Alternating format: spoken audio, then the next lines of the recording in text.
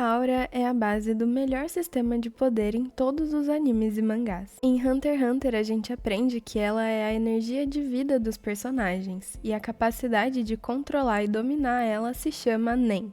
O Wing explica pra gente que Nen significa queimar a própria alma. E dentro do conceito do Nen existem 6 categorias distintas que refletem a individualidade do personagem como um todo. O Hisoka até mesmo desenvolveu um método pessoal para descobrir a categoria de Nen de um personagem baseado na personalidade dele. E um dos pontos mais interessantes relacionados à aura é que na animação a gente tem a oportunidade de ver as auras ganharem cor. Um belo dia tava eu assistindo Hunter x Hunter quando eu percebi uma coisa muito interessante. A Pakunoda mudou a cor da aura dela antes de morrer. Eu fui pesquisar melhor sobre isso e eu não encontrei significado só na Pakunoda, como em todos os 41 personagens que mudam a cor da aura em algum momento do anime de 2011. Hoje eu quero te convidar a enxergar Hunter x Hunter de uma maneira diferente. Hoje a gente vai analisar as cores das auras dos personagens de acordo com a psicologia das cores.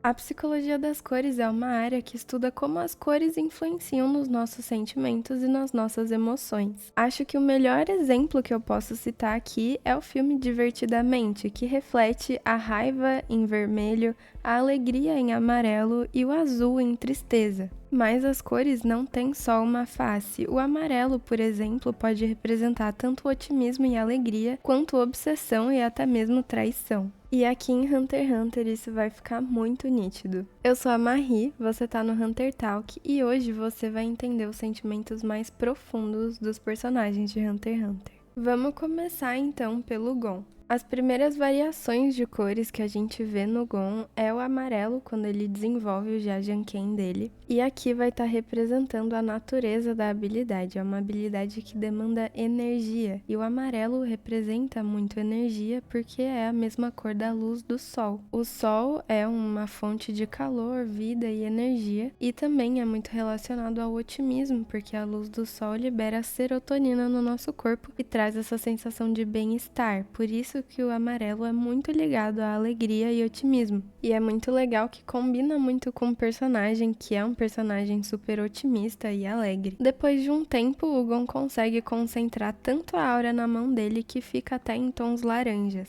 O laranja traz essa sensação de impacto. O impacto do soco do Gon agora tá maior. Até que chega um momento em que a Pitou ataca o Kaito e o Gon consegue ficar envolto de uma aura inteira laranja. O Gon teve um impacto emocional muito forte quando a Pitou atacou o Kaito. Ele conseguir concentrar essa aura laranja mostra esse impacto emocional que ele teve e mostra que o impacto de qualquer golpe que ele daria na Pitou também seria muito forte. O engraçado aqui é que a cor da aura do Gon vai escurecendo conforme a obra vai passando. Primeiro o Gon começa com uma concentração de aura amarela só no punho, até que ele consegue concentrar a aura amarela ao redor do corpo dele, indicando que a força dele tá aumentando, a energia dele tá aumentando, e nesse momento que ele concentra a aura laranja no corpo inteiro, mostra que ele tá cada vez mais forte. Só que essa aura vai escurecendo cada vez mais, passa do amarelo pro laranja, pro vermelho e pro preto. Tudo começa a mudar quando o Gon vê o estado do Kaito pela primeira vez, quando o Chute captura ele e mostra pro Gon.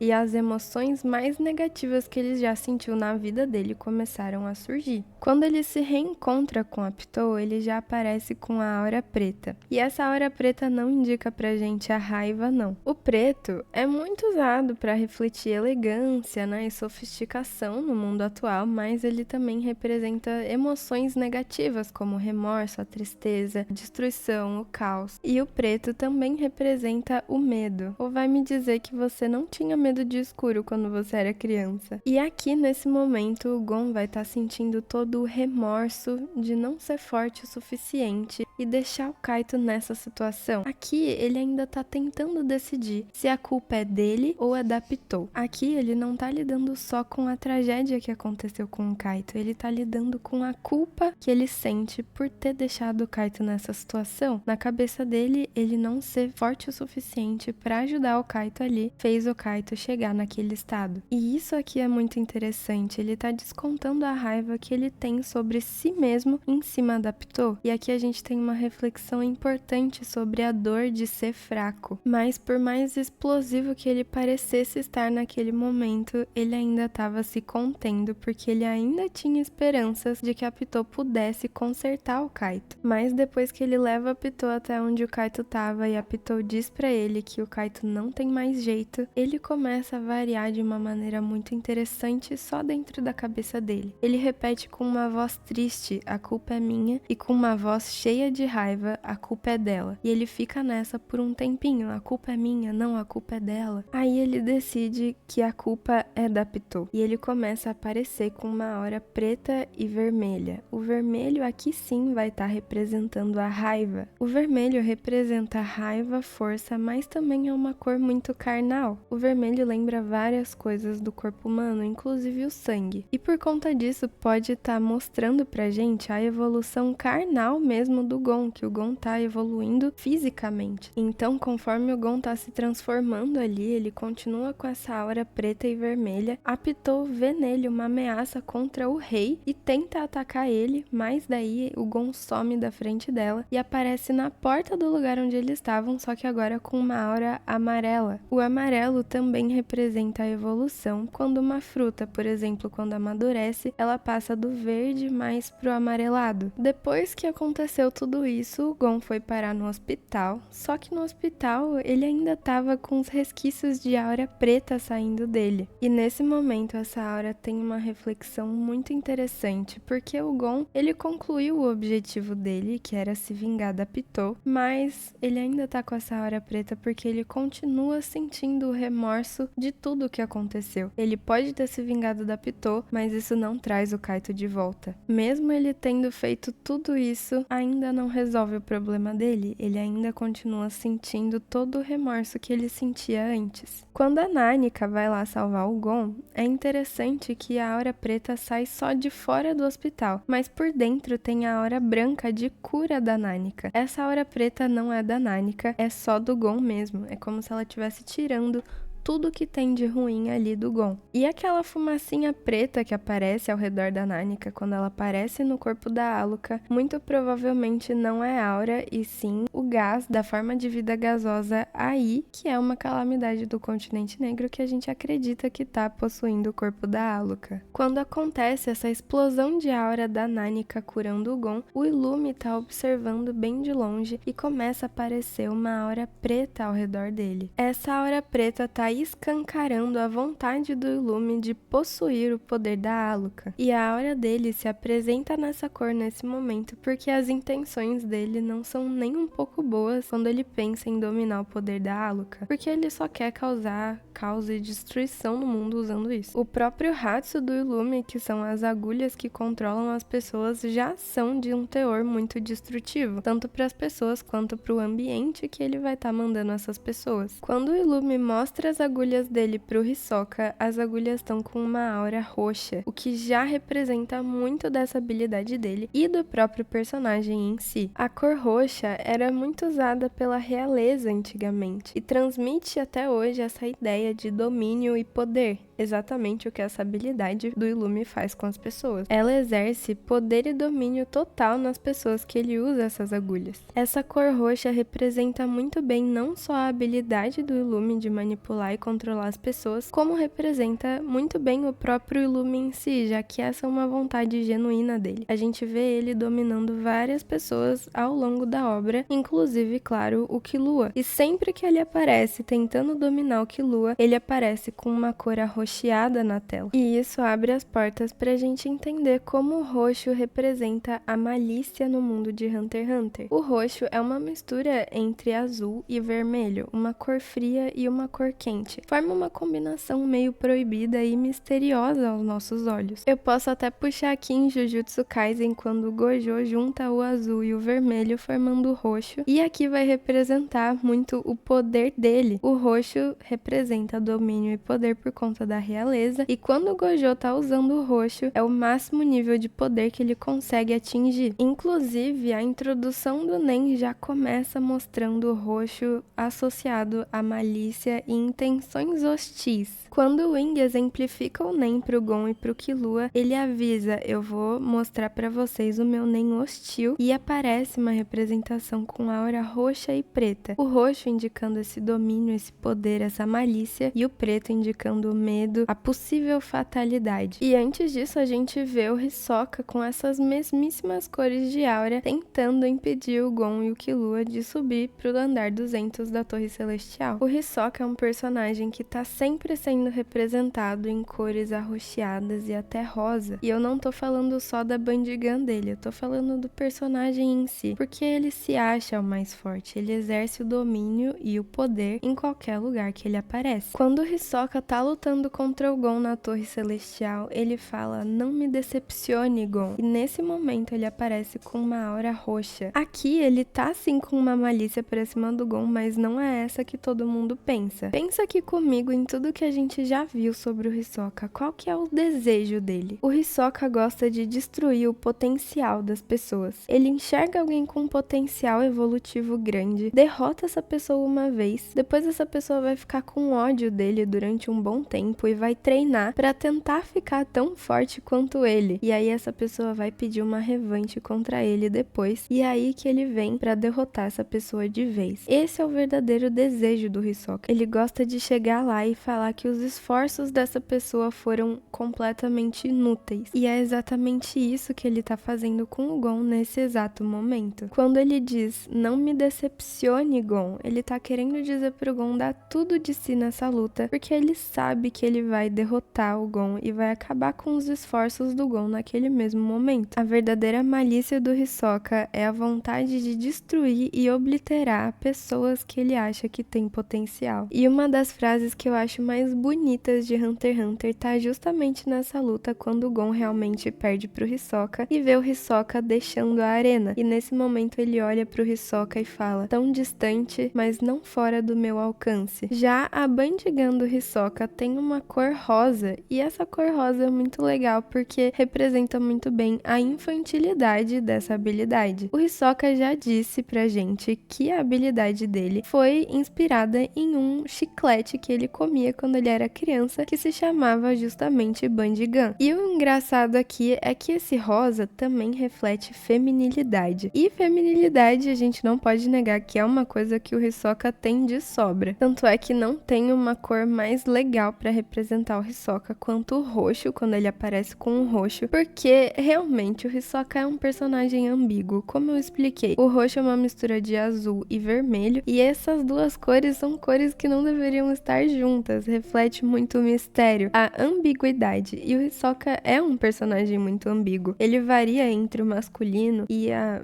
graciosidade do feminino que ele também tem. O Kaito também aparece com uma aura roxa quando ele ameaça o Rabbit, e aqui ele tá mostrando todo o poder e domínio que ele teria pra cima do Rabbit se ele quisesse enfrentar ele. Ele ameaça o Rabbit só com os movimentos do corpo dele, com a aura dele, e o Rabbit até pensa: nossa, esse cara aí não vai ser fácil de derrotar. O roxo é usado pra representar a malícia em outros personagens de Hunter x Hunter também, como a Palme, que aparece com os mesmos tons de roxo e preto, assim como o Wing e o Hisoka também apareceram. A Palme sempre aparece com o roxo e com o preto quando ela tá pensando em fazer mal pra alguém, quando ela tá ameaçando alguém dentro da cabeça dela. Como, por exemplo, quando ela fala: o plano é obliterar o Chute e o Knuckle, e ela tá com essa aura preta e roxa. O preto tá representando todo o mal que ela quer fazer, e o roxo tá representando todo o domínio, a malícia que ela quer exercer pra cima deles. Outro personagem que aparece com a aura roxa é o Nobunaga, no momento em que ele ameaça o Finks, dizendo que se o Finks desse mais um passo, ele ia retalhar o Finks todinho. Essa aura roxa, assim como a gente já viu nos outros personagens, vai estar mostrando aqui essa malícia que o Nobunaga tem pra cima do Finks, essa ameaça que ele tá projetando pra cima do Finks. Já o Finks vai estar com uma cor de aura azul no momento em que o Nobunaga ameaça ele. O azul é muito relacionado ao frio. O frio é muito relacionado ao congelamento. E é isso que o Finks está sentindo nesse momento. Se ele der mais um passo,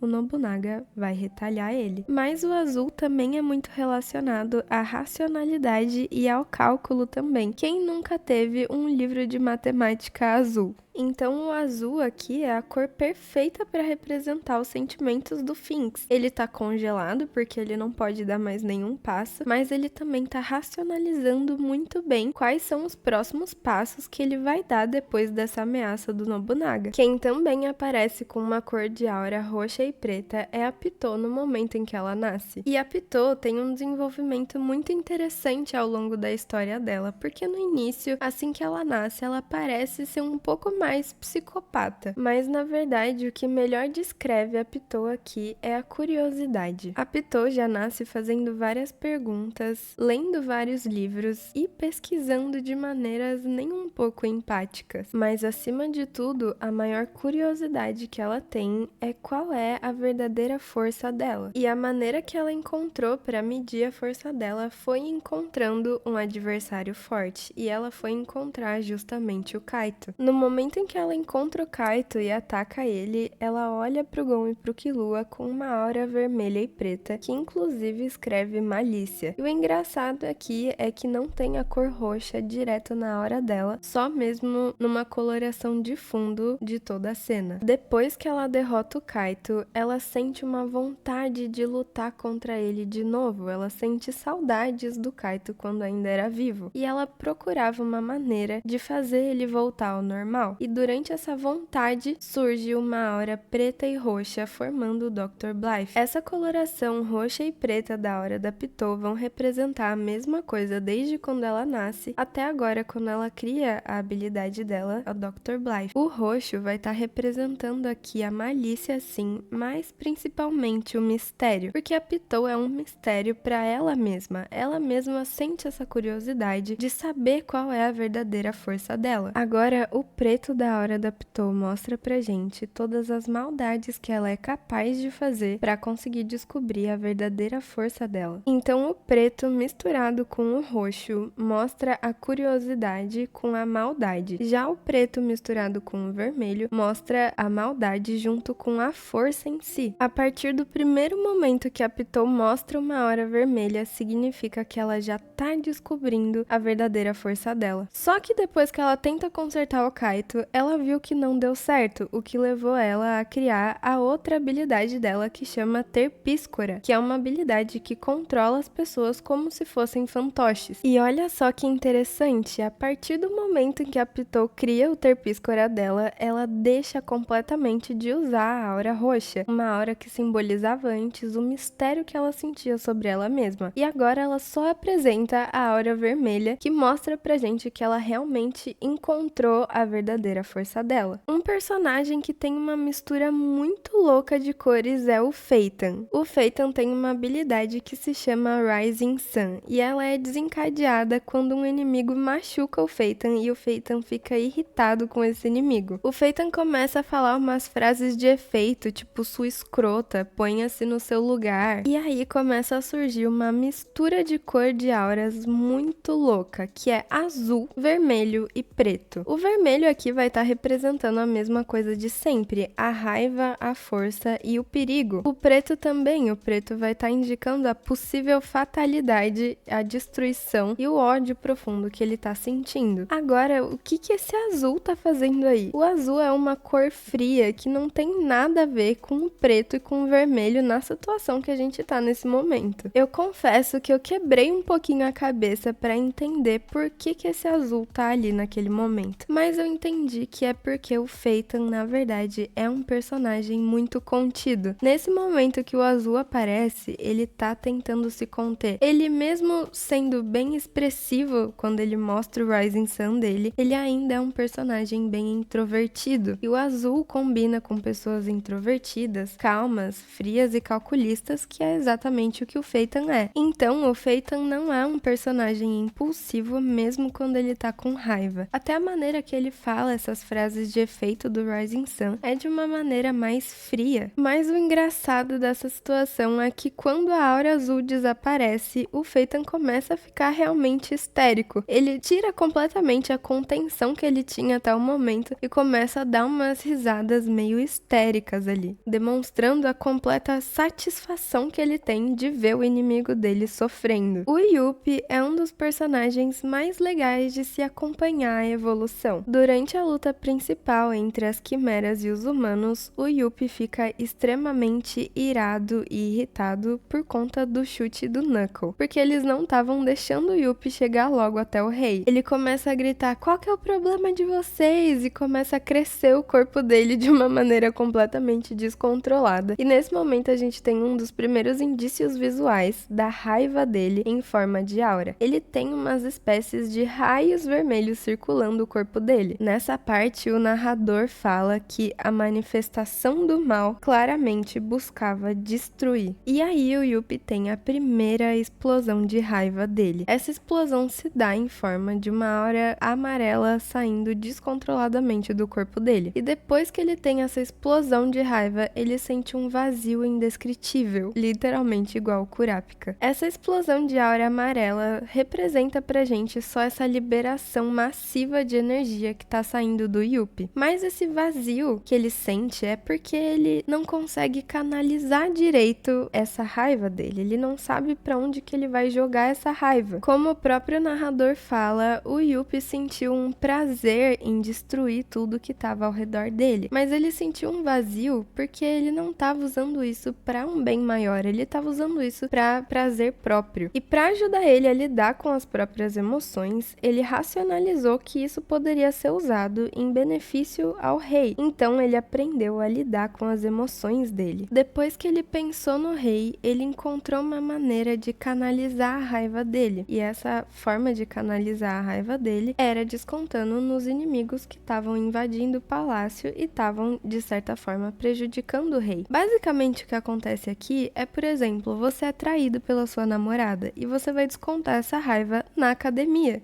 É basicamente a mesma coisa que o Yuppie tá fazendo aqui. O que essa situação que acontece com o Yuppie quer mostrar pra gente é que os sentimentos são inevitáveis. O que importa é o que você vai fazer com eles. E no caso do Yuppie, ele decidiu racionalizar isso e tentar manter a calma. Ele montou uma estratégia pra enganar o Knuckle, fingindo que ele ia carregar outra explosão de novo. Porque ele já tinha se ligado que o Knuckle queria atacar ele no momento em que ele estivesse carregando toda aquela energia para finalmente explodir. E por que canalizar essa energia foi tão necessário pro Yuppie? Porque ele estava canalizando a energia no lugar errado. Ele estava tentando ignorar os inimigos ao invés de partir para cima deles. E agora, com a certeza de que ele pode partir para cima deles com um motivo plausível em mente, tudo fez mais sentido para ele e foi mais fácil para ele manter a calma. E nessa segunda explosão fingida agora do Yuppie, ele não aparece